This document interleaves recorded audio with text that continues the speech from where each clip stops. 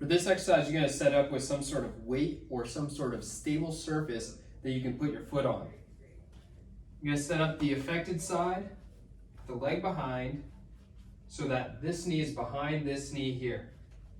All the weight is on the opposite leg that you're working on, and you're going to feel like you're actually feeling more on this side than the side that we're actually working on.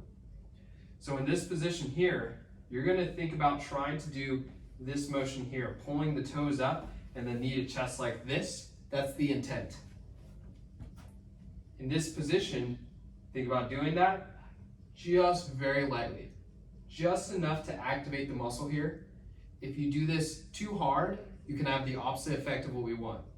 With this one, we're trying to just barely activate the hip flexor in the low threshold strategy, where it's just enough to activate. But if you push too hard, it goes into that upper gear or that high threshold strategy that promotes more guarding and more tightness. In this position, you can hold for a minute or two, just like that, activating that hip flexor just really lightly.